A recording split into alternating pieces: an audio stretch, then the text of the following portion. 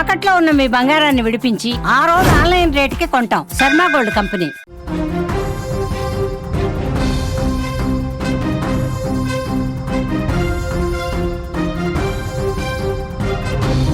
కడప జిల్లా గండికోటలో జరిగినటువంటి వైష్ణవి హత్యలో చంపింది ఎవరు, హంతకుడు ఎవరు? నిన్నటి వరకు అందరూ కూడా వైష్ణవి ప్రియుడిగా ఉన్నటువంటి లోకేషే చంపి ఉంటాడని అందరూ భావించారు. కానీ అనూహ్యంగా పోలీసులు లోకేష్కి ఈ హత్యకు సంబంధం లేదు, మాకు దొరికినటువంటి ఆధారాల ప్రకారం చూస్తే లోకేష్ హత్య చేయలేదని తాము భావిస్తున్నాము అంటూ మీడియాతో మాట్లాడారు పోలీసులు. అదేవిధంగా వెంటనే మాకు దొరికినటువంటి సీసీటీవీ ఫుటేజ్ అటు లోకేష్ అదేవిధంగా వైష్ణవి ఇద్దరు మొదట బైక్లో వెళ్ళారు, తిరిగి ఒంటరిగా లోకేష్ మాత్రమే బయటకు వచ్చాడు. ఈ మధ్యలో వీళ్ళిద్దరు వెళ్ళిన తర్వాత సురేంద్ర, వైష్ణవి పెదనాన్న కొడుకు అన్న సురేంద్ర కూడా వెంటనే గండికోట లోపలికి వెళ్ళాడు. వీటికి సంబంధించిన ఫుటేజ్ పోలీసులకు దొరికింది. సో సురేంద్రనే హత్య చేసి ఉంటాడు, సురేంద్రనే పరువు హత్య చేసి ఉంటాడు అని అందరూ కూడా భావించారు. ఒకానొక దశలో పోలీసులు కూడా అలా అనుమానించారు. అయితే ఇప్పుడు సురేంద్ర తనకు ఈ హత్యకు ఎలాంటి సంబంధం లేదు అని మాట్లాడుతున్నారు. అసలు సురేంద్ర అక్కడికి ఎన్ని గంటలకు వెళ్ళాడు, సురేంద్ర ఏం చెప్తున్నాడు, ఈ హత్యకు అతనికి ఏదైనా సంబంధం ఉందా, వాస్తవాలు ఏంటి? సురేంద్రతోనే మాట్లాడదాం, దీని వెనుకున్నటువంటి వాస్తవాలన్నీ కూడా తెలుసుకునే ప్రయత్నం చేద్దాం.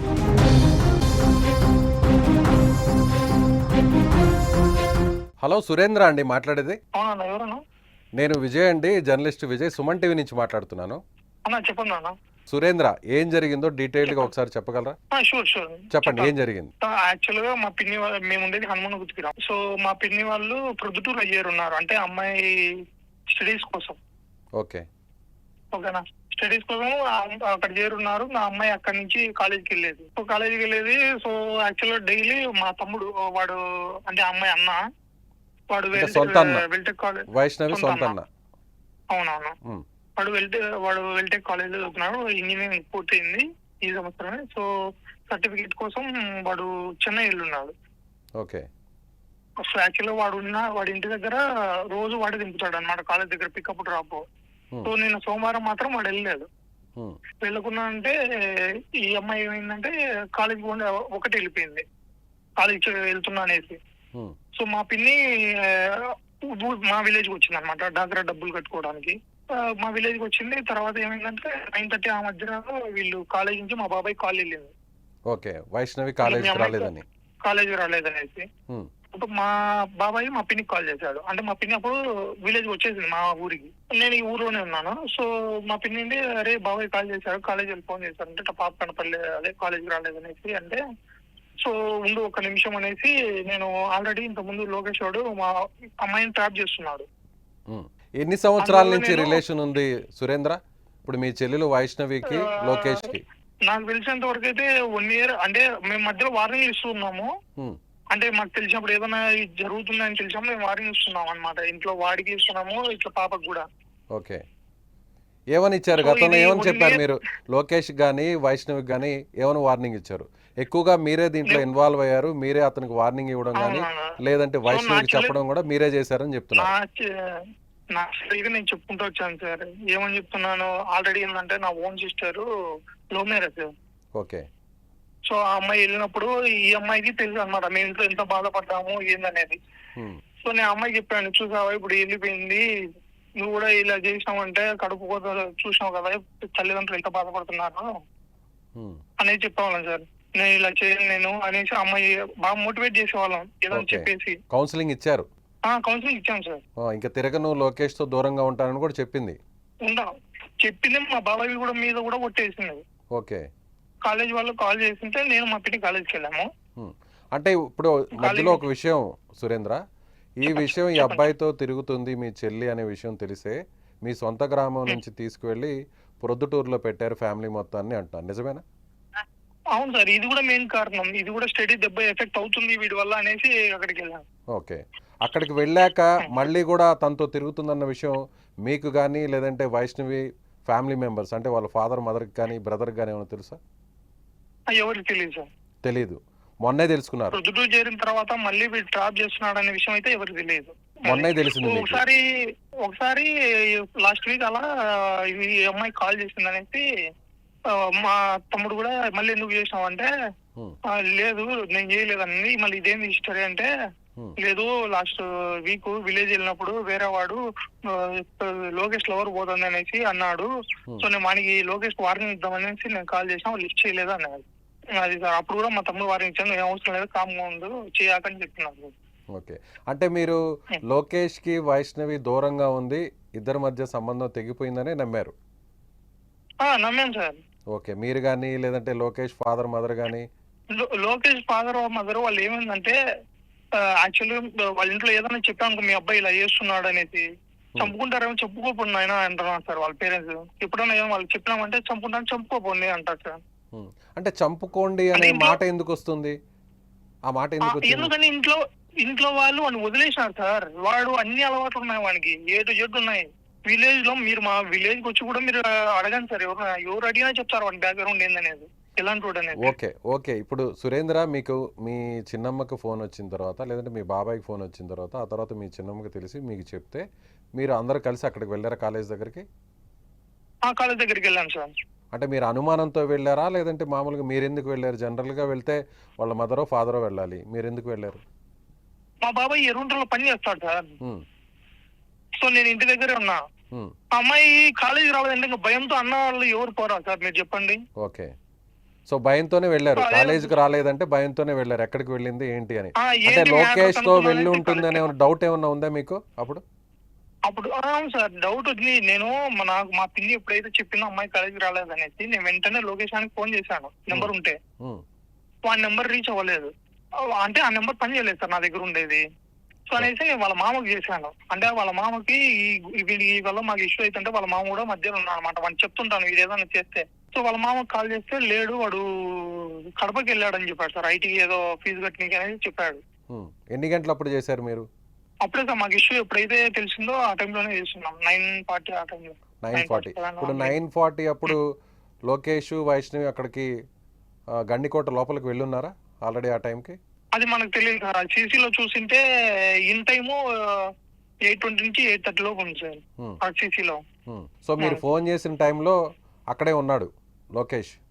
గండికోటలోకి వెళ్ళిపోయినాడు వాడు. ఓకే. నేను వీళ్ళ మామకు కాల్ చేశాను కదా, వాళ్ళ మామ ఏం చేశాడు వెంటనే మనకి లొకేషన్ ఇన్ఫర్మేషన్ ఇచ్చాడు. మీరేమని అడిగారు? లోకేష్ ఏమన్నా మా చెల్లెల్ని తీసుకువెళ్ళాడా? అలా అనలేదు, ఫస్ట్ అలా అనలేదు. లోకేష్ ఎక్కడికి పోయినాడు నాకు ఏం చెప్పన్నాడు, చెప్పు వాడు ఎక్కడ పోయినాడు అంటే ఇట్లా కడపకు పోయినాడు అని చెప్పినాడు సార్. సర్లే అనేసి పెట్టేసాను సార్. ఓకే. నేను పెట్టేస్తే వాడు అతని లొకేషన్ ఇన్ఫర్మేషన్ ఇచ్చినాడు. అది ఏమని ఇచ్చాడు ఇన్ఫర్మేషన్? అదే సార్ ఇంకా ఇట్లా సురేంద్రకు తెలిసిపోయినట్టుంది, వాళ్ళ చెల్లెలు కాలేజీకి పోయినట్టు అనేసి. ఓకే. సో నువ్వేమన్నా వైష్ణవిని బయటకు తీసుకెళ్ళావా అని చెప్పుంటాడా మరి? అంతే కదా సార్, వాడిని అడిగింటాడు, వాడు ఏం చెప్పాడో వాళ్ళ బాబాకు మనకు తెలియదు సార్. ఓకే. సో సురేంద్ర ఇలా కాల్ చేశాడని వాడికి చెప్పినాడు, వాడు అలర్ట్ అయిపోయాడు. ఓకే. అలర్ట్ అయ్యి మరి మీకేమైనా ఎదురుపడ్డారా? మీరు ఎన్ని గంటలకు వెళ్ళారు అక్కడ? మీరు వేరే వ్యక్తిని తీసుకొని వెళ్ళారంటున్నారు గండికోటకి. గండికోటకు ఒక్కనే వెళ్ళాను సార్. మీరు సురేంద్ర సింగిల్ గానే వెళ్ళాను నా బైక్ లో. సురేంద్ర మీరు నేరుగా గండికోటకి ఎలా వెళ్ళారు? గండికోటలో మీ చెల్లి అక్కడ ఉందన్న సమాచారం మీకు ఎలా తెలుసు? మేము కాలేజీకి వెళ్ళాం సార్. కాలేజ్ నేను మా పిన్ని వెళ్ళిన తర్వాత అక్కడ ప్రిన్సిపల్ గారు చెప్పారు ఇట్లా మీరు వాళ్ళ ఫ్రెండ్స్ కి గండికోట వెళ్తున్నా అని చెప్పిందంట అనేసి. లోకేష్ తో వెళ్తున్నానని చెప్పిందా? లోకేష్ పేరు పెట్టలేదంట, నేను గండికోట వెళ్తా అని చెప్పిందంట సార్. సో అనేసి నేనేం చేశానంటే మా పిన్ని అక్కడే కాలేజ్ దగ్గర పెట్టేసి మా అన్న అక్కడే ప్రొద్దుటూరులోనే వేరే వర్క్ చేస్తుంటాడు, ఆయన కాల్ చేశాను నువ్వు కాలేజ్ దగ్గర రానా అంటే మా అన్న వచ్చాడు. సో మా అన్నకు మా పిన్నిని అంటే అదే మా అప్ప చెప్పేసి నేను గండికోటకు బయలుదేరాను. మీతో పాటు ఎవరు వచ్చారు? గండికోట నాతో పాటు ఎవరు రాలేదు సార్.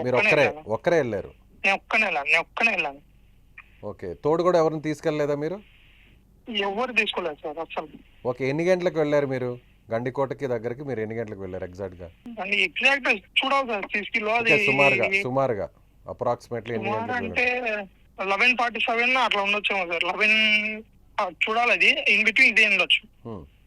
11 తర్వాత 11:30 తర్వాత 11:40. ఓకే. మీరు మొత్తం అక్కడ ఏ ప్లేస్‌లో వెతికారు? మీరు లోపలికి వెళ్ళి ఎంతసేపటికి మళ్ళీ బయటకొచ్చారు? నేను డైరెక్ట్ లోపలికి వెళ్ళాను సార్. హ్మ్. సో నేను టోల్ దగ్గర సీసీ ఉంటుంది. హ్మ్. సో అక్కడ నుంచి గండికోట అనేది నియర్లీ 2 కిలోమీటర్స్ ఆర్ 3 కిలోమీటర్స్. అది కూడా వంపులు ఉంటుంది సార్, కొంచెం ఘాట్ లాగా ఉంటుంది. ఓకే. 2 to 3 కిలోమీటర్స్ ఉంటుంది టోల్ గేట్ దగ్గర నుంచి. So okay. నేను డైరెక్ట్ ఆ టోల్ గేట్ దగ్గర అతన్ని అడిగాను ఫస్ట్. ఓకే. అన్న ఇట్లా ఈ పాపను చూసావా, మిస్ అయిందా అంటే లేదన్న చూడలేదన్నాడు. అక్కడ సీసీ కెమెరా ఉంటే నేను అడిగాను, అన్న సీసీలు పనిచేస్తాయా అంటే హ్మ్. వర్క్ అవుతాయి అంటే, అన్న ఇట్లా మిస్ అయింది చూడొచ్చా అంటే లేదు, ఇది కడప కలెక్టరేట్ కూడా డైరెక్ట్ మనకి యాక్సెస్ లేదన్నాడు అతను. సో అనేసి నేను డైరెక్ట్ లోపలికి వెళ్ళాను సార్. లోపలికి వెళ్ళిన తర్వాత నా బైక్ పార్క్ చేసేసి అక్కడ ఆ బట్టనాలు అమ్ముకుంటే అవని అడిగాను. తర్వాత స్ట్రైట్ వెళ్తే ఒక వ్యూ ఉంటుంది సార్, కింద వాటర్ ఉంటాయి ఫుల్ గా. హ్మ్. సో అక్కడ స్ట్రైట్ గా అక్కడి వరకు చూసుకుంటా మధ్య కనిపించిన అందరినీ అడిగాను. అడుగుతా జస్ట్ లోపలికి వెళ్ళాను, అడిగాను, వెంటనే ఇంకా మళ్ళీ రిటర్న్ అయ్యాను సార్. అక్కడ ఎంతసేపు ఉన్నారు మీరు లోపల? సుమారుగా ఎంతసేపు ఉండొచ్చు? నేను బైక్ పార్క్ చేసిన తర్వాత 5 మినిట్స్ అంతే. 5 మినిట్స్ తక్కువ ఉండొచ్చు, మేబీ 5 మినిట్స్ అంతే సార్. అంటే ఇప్పుడు గండికోటకు వెళ్ళిందన్న సమాచారం తెలుసుకున్న మీరు, కన్ఫర్మ్ చేసుకున్న మీరు, కేవలం 5 నిమిషాలు మాత్రమే వెతికి ఎలా బయటకు వచ్చేస్తారు? అంటే వీళ్ళ మామ వచ్చేసి కడపకి వెళ్ళినాడు అని చెప్పినాడు సార్. హ్మ్. నాకేందంటే వాడు ఖచ్చితంగా కడపకి ఏమైనా తీసుకుపోయి ఉండొచ్చు ఈ అమ్మాయిని. సో అనేసి నా ఆలోచన లేదు సార్, ఖచ్చితంగా ఈడు కడపలో ఉన్నా అంటే వాళ్ళ మాకు చెప్తాడు కదా అనేసి, ఎక్కడున్నా అనేసి. సో అందుకనేసి కడపకి అనేసి అక్కడికి వెళ్ళినా అనే ఉద్దేశంతో నేను జస్ట్ అక్కడ ఎవరు కనిపించినా వాళ్ళని అడిగేసి రిటర్న్ అయ్యాను సార్. ఇప్పుడు వైష్ణవి కాలేజ్లో లేదు, గండికోటకు వెళ్తున్నాను అనే విషయాన్ని వాళ్ళ ఫ్రెండ్స్ మీకు చెప్పినప్పుడు ఎవరిని కూడా తోడు తీసుకోకుండా ఒంటరిగా మీరు అక్కడికి వెళ్ళారు. ఒంటరిగా వెళ్ళి మీరు కన్ఫామ్గా అక్కడే ఉంది అని సమాచారం తెలుసుకొని కేవలం 5 నిమిషాలు మాత్రమే వెతికి మళ్ళీ కడపలో ఉందని ఎలా కన్ఫర్మ్ చేసుకుని వెనక్కి వచ్చేస్తారు? అదే కడపలో ఉందని కన్ఫర్మ్ చేయలేదు సార్ నేను. ఆ లొకేషన్ ఎవడు కడపకి వెళ్ళాడు అనేసి వాళ్ళ మామ చెప్తున్నాడు కదా. సో ఆ వానితో పాటు ఈ అమ్మాయి కడపకు ఏమన్నా తీసుకెళ్లాడేమో అనే ఉద్దేశంతో నేను తొందరగా వచ్చాను. అంటే మీరు అప్పుడు గండికోటకు వచ్చిన తర్వాత ఫోన్ చేస్తే ఆ సమాచారం చెప్పాడా? గండికోటలో నుంచి మీరు కాల్ చేశారు అతనికి, అప్పుడు చెప్పాడా కడపలో ఉన్నాడని? లేదు సార్, నేను అదే చెప్పాను కదా మీకు స్టార్టింగ్ చెప్పాను కదా. వాళ్ళ మామకు కాల్ చేశాను, ఎక్కడికి పోయినా అంటే ఇట్లా బీటెక్ ఐటీ కాలేజ్ ఫీజు కట్టిన పోయాను అనేసి. అది మీరు గండికోటకు వెళ్ళనప్పుడే చెప్పాడు మీకు ఆ సమాధానం? వెళ్ళనప్పుడే చెప్పాడు, కానీ నేను కాలేజీకి వెళ్ళిన తర్వాత వీళ్ళు పిల్లలు చెప్తారు సారు పిల్లలు చెప్పారు ఇలా అంటేనే నేను గండికోటకి వెళ్ళాను. ఓకే. ఇప్పుడు అంత దూరం వెళ్ళి కేవలం 5 నిమిషాలు మాత్రమే ఎలా వెతుకుతారు అనేది ఇప్పుడు అందరికి ఉన్నటువంటి అనుమానం. సో మీరు అక్కడి నుంచి సార్ అక్కడ ఎతకడానికి ఏమంటే వ్యూ పాయింట్ ఉండేది కొంచెం అక్కడక్కడే సార్. ఆ టెంపుల్ దగ్గర ఏం మీరు వెతకలేదా? టెంపుల్ దగ్గర కూడా నేను అసలు ఎతకలేదు సార్. ఆ టెంపుల్ దగ్గర 2 కపుల్స్ ఉంటే వాళ్ళకి ఫోటో చూపించి అడిగాను. ఇక్కడ టెంపుల్ లోపల కానీ ఏమన్నా కనిపిస్తున్నారంటే ఎవరు లేరన్నా, మేమే లాస్ట్ వస్తున్నాం బయటికి అన్నారు. అది సార్. ఓకే. అక్కడి నుంచి మీరు వచ్చేసారు? వచ్చేసాను సార్. మరి ఎందుకు ఇప్పుడు లోకేష్ చంపలేదు, సో అఘాయిత్యం కూడా జరగలేదు, సో పరువు హత్య అని అందరు కూడా అనుకున్నారు. మీ డౌట్ ఏంటి ఇప్పుడు? మీ డౌట్ ఏంటి? ఎవరి మీద మీకు అనుమానం ఉంది? అందరూ కూడా మీరు కానీ, వైష్ణవి అమ్మ కానీ, తండ్రి కానీ అందరూ కూడా మొత్తం లోకేషే ఇది చేసి ఉంటారు అని అందరూ కూడా భావించారు. అందరూ కూడా అతనే చేశాడని కన్ఫర్మ్ అనుకున్నారు. కానీ ఇప్పుడు పోలీసులు మాత్రం మా దగ్గర ఉన్నటువంటి ఆధారాలు, పక్కాగా వచ్చినటువంటి సమాచారం, సాక్ష్యాలు, ఆధారాలను బట్టి లోకేష్ ఈ హత్య చేయలేదు, అలాగే అమ్మాయి మీద రేప్ కూడా జరగలేదు అని నేరుగా డిఐజీ గారే చెప్పారు. సో ఇప్పుడు మీకేమనిపిస్తుంది? మాకైతే ఇప్పటి వరకు తర్వాత జరిగింది కదా, డాక్టర్స్ చేస్తున్నారా, రిపోర్ట్స్ అయితే మాకు ఏం చెప్పలేదు. ఇప్పటిగా మా ఫ్యామిలీ వరకు ఏం రాలేదు. ఇప్పుడు మీరేమంటారు? పోలీసులు అయితే చెప్తున్నారు, చాలా కరాఖండిగా చెప్పారు లోకేష్ చేయలేదు అని. మీకు ఇంకెవరి మీద అయినా అనుమానం ఉందా? సో అందరు కూడా ఏంటంటే మీరు వెళ్ళారు కాబట్టి, లోకేష్ వైష్ణవి వెళ్ళిన తర్వాత మీరు వస్తున్న సమాచారం తెలుసుకొని మీరే చెప్తున్నారు ఏమని, లోకేష్కి వాళ్ళ బావ ఈ విధంగా నేను వెతుకుతున్నాను, అక్కడికి స్పాట్కి వస్తున్నాను తెలుసుకొని లోకేష్ అక్కడి నుంచి పారిపోయాడు. పారిపోయిన తర్వాత అక్కడ ఒంటరిగా ఉన్న వైష్ణవిని పరువు హత్య చేసి ఉంటారని అందరూ అనుమానిస్తున్నారు. అనుమానించారు ఓకే కూడా. సార్, నేను సో చెప్తాను. అందుకని మీరు వెనక మీరు వెళ్ళారు కాబట్టి మీరేమన్నా నేను చెప్తాను. చెప్పండి. పరువు హత్య చేసే విధంగా అయితే నా ఓన్ సిస్టర్ సార్, ఓకేనా, నా ఓన్ సిస్టర్ ఆ అమ్మాయి లవ్ మ్యారేజ్ చేసుకుంది. మిడ్ నైట్ ఇంట్లో నుంచి వెళ్ళిపోయేసి వేరే అబ్బాయితో.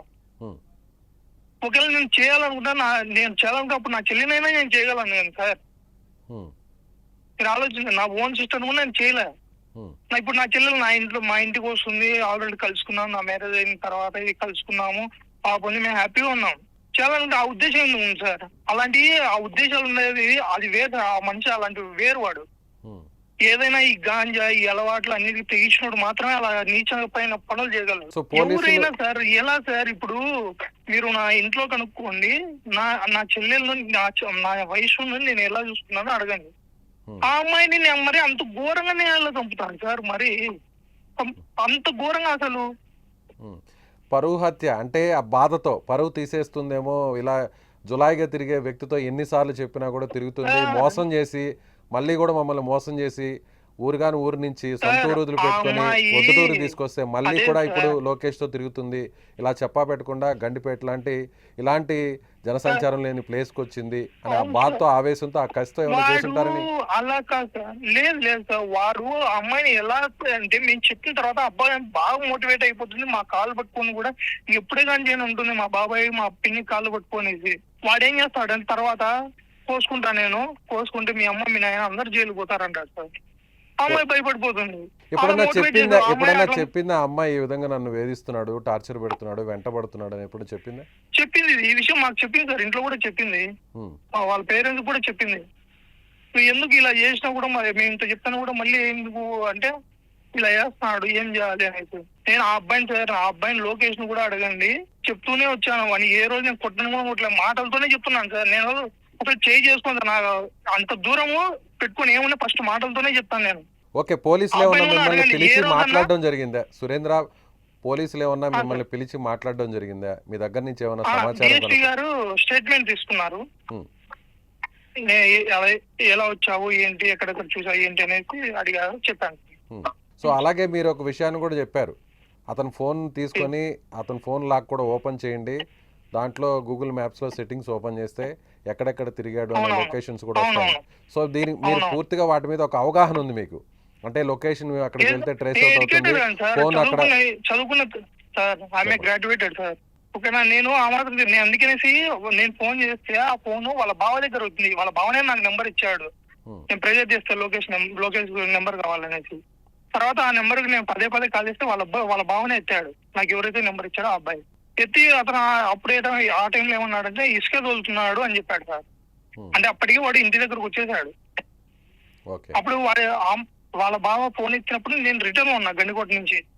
సో సురేంద్ర జర్నీలో బైక్ తోలుతూనే డ్రైవ్ చేస్తూనే మాట్లాడేవాళ్ళం. ఓకే సురేంద్ర, వైష్ణవికి లోకేష్ తో కాకుండా ఇంకెవరన్నా కాలేజీలో ఏదన్నా గొడవ జరగడం గానీ, ఏదన్నా వైష్ణవి కక్ష పెంచుకోవడం గానీ? కాలేజ్ ఉమెన్స్ కాలేజ్ సార్, అది కాలేజ్ ఉమెన్స్ కాలేజ్, అబ్బాయిలకి అసలు ప్రవేశం లేదు.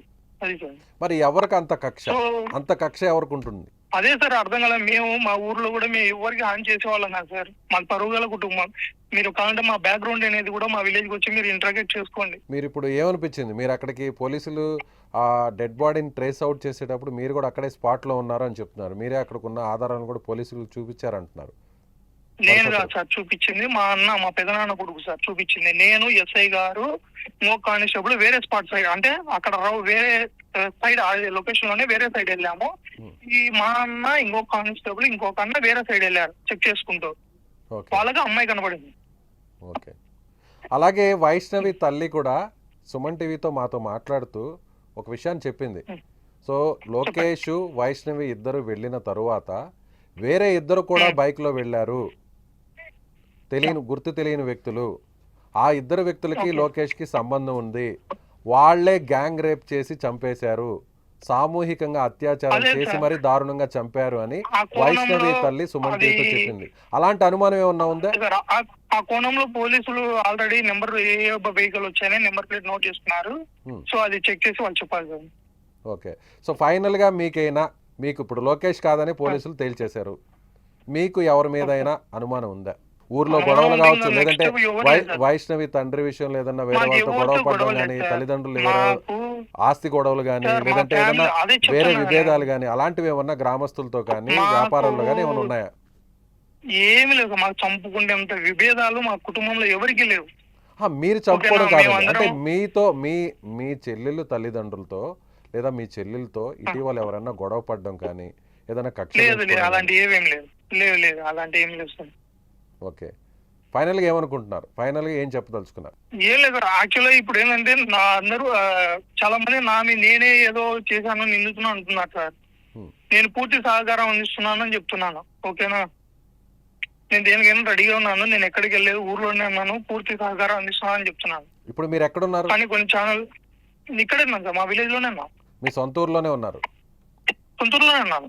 ఓకే, ఎక్కడ వేరే చోట మీరు ఎక్కడికి దూరంగా లేదు. వెళ్ళడం కానీ ఎక్కడ లేదు? ఎక్కడ లేదు. పోలీసులు ఎక్కడ ఎప్పుడు లేదు, పిలిచినా ఎక్కడ కూడా ఉన్నా. వెళ్ళడానికి మీరు సిద్ధమే?